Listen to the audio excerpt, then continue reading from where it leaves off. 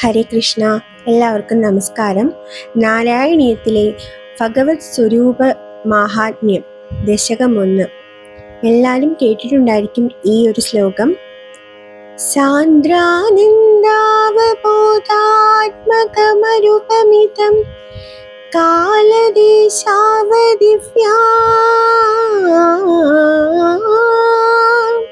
നിർമുക്തം നിത്യമുക്തം നിഗമശതസഹസ്രേണ നിർഭാസ്യമാനം അസ്പഷ്ടം ദൃഷ്ടമാത്രേ പുനരുരു പുരുഷാദാത്മകം ബ്രഹ്മതത്വം തത്താവത് വാദി സാക്ഷാത് ഗുരുപവനപുരേ ഹന്തഭാഗ്യം ജനാനാം. യേശുദാസിന്റെ മനോഹരമായ ശബ്ദത്തില് ഒരു ഭക്തിഗാനത്തിലാണ് ആദ്യമായി ഞാൻ ഈ ഒരു ദശകം കേൾക്കുന്നത് കേട്ടോ. ചന്ദന ചർച്ചിത നീലകളീബരം എൻ്റെ മനോഹരമേഘം കായാമ്പൂവിനും എൻ്റെ മനസ്സിനും കതിർമഴ പെയ്യുന്ന മേഘം ഇത് ഗുരുവായൂരിലെ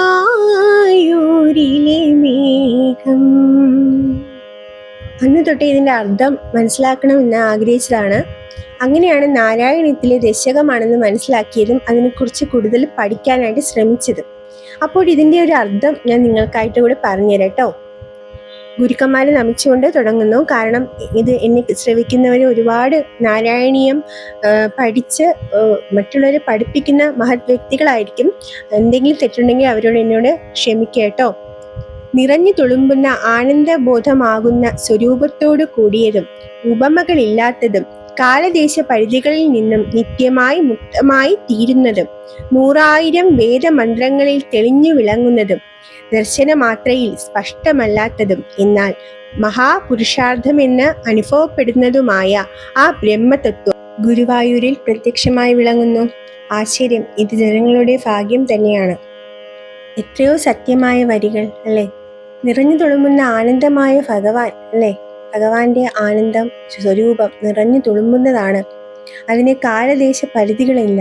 എല്ലാ ദേശങ്ങളിലും എല്ലാ കാലങ്ങളിലും ഭഗവാന്റെ ചൈതന്യം നിറഞ്ഞു നിൽക്കും. പണ്ടത്തെ പോലെ അല്ലല്ലോ ഇപ്പോൾ. ഗുരുവായൂർ തിരക്കാണ്, ഭക്തജനങ്ങളുടെ തിരക്ക്. കാരണം ഭഗവാനെ ഒരു നോക്ക് കാണാൻ, ഈ ഒരു മനുഷ്യായുസിന്റെ പുണ്യം നേടാനും എത്രയോ പേരാണ് ഗുരുവായൂർ അമ്പലനടയിലേക്ക് ഒഴുകിയെത്തുന്നത്. പുരുഷാർത്ഥമായ ഭഗവാൻ, അതായത് ദർശനമാത്രയിൽ നമുക്ക് സ്പഷ്ടമല്ലെന്ന് തോന്നിയാലും എന്നാൽ മഹാപുരുഷാർത്ഥമാണ് എന്ന് അനുഭവിച്ചറിയാൻ പറ്റുന്നതുമായിട്ടുള്ള പരബ്രഹ്മ തത്വമാണ് ഭഗവാൻ.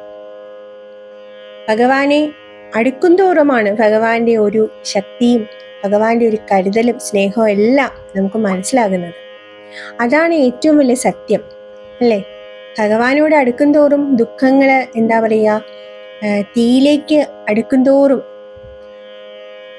ആ ഒരു ചൂട് നമുക്ക് അനുഭവിക്കാൻ കഴിയും അല്ലേ. അതുപോലെയാണ് ഭഗവാന്.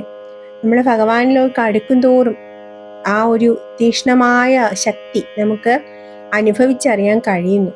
അത് തന്നെയാണ് ഗുരുവായൂരപ്പനിലേക്ക് എല്ലാവരെയും ആകർഷിക്കാനായിട്ട് കാരണം. എൻ്റെ ആരാധനാമൂർത്തിയായ മഹാദേവൻ പോലും ഗുരുവായൂരപ്പൻ്റെ ഭക്തനാണ്. മഹാദേവനാണ് ഏറ്റവും വലിയ വൈഷ്ണവൻ എന്നാണ് അറിയപ്പെടുന്നത്. ആ മഹാദേവൻ തന്നെയാണ് എന്നെ ഗുരുവായൂരപ്പനിലേക്ക് എത്തിച്ചത്.